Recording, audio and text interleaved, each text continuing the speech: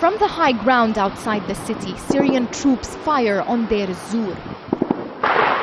The long-range shelling is cover for tanks and troops storming the northeastern city. As the Syrian army lays siege to one place, survivors in another grieve for their dead. In the capital Damascus, a family says farewell to their teenage son, another victim of the government's mission to wipe out dissent. Activists say he was killed by a sniper's bullet in Midan, a suburb of Damascus where residents have been outspoken against the regime. For Muslims, Ramadan is a time of fasting and prayer, of peace and spiritual reflection. But for many Syrians, nothing has changed. The regime continues to kill its people. The Syrian authorities insist the country is on the path to reform, but these promises are light years away from protesters' demand of complete regime change.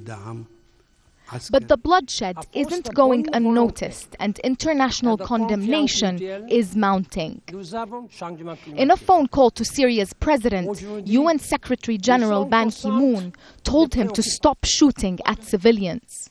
The Prime Minister of longtime ally Turkey has also spoken out, saying promised changes need to be made quickly. Our patience is running out. Therefore, I am sending the Turkish Foreign Minister to Syria to hold all necessary talks there. Our messages will be conveyed to them clearly during this visit, and the upcoming process and the steps that will be taken will be shaped according to their response. But Turkey's efforts were quickly met with defensive statements from President Assad's advisor. Buthayna Sha'ban said Syria's response to Turkey will be harsher than the message Turkey plans to deliver on Tuesday, and that Syria has always welcomed consultation among friends, but it categorically rejects all regional or international attempts of interference in its internal affairs. For Syrian President Bashar al-Assad, the deadly crackdowns on protesters aim to protect Syrian civilians.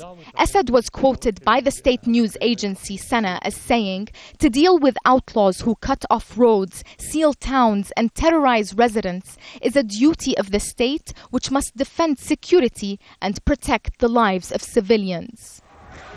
After almost 5 months of brutal suppression by the Syrian government and an estimated 2,000 dead, protesters are still asking why the world waited so long. Although international pressure on Assad's regime is building, many countries would still have reservations about supporting stronger action for a move that could pave the way for international intervention to stop the bloodshed in Syria. And as more time passes, the concerns of Syria's neighbors about the region's security keep growing. Nisreen El-Shamayleh, Al Jazeera, Ramtha, the Jordan-Syria border.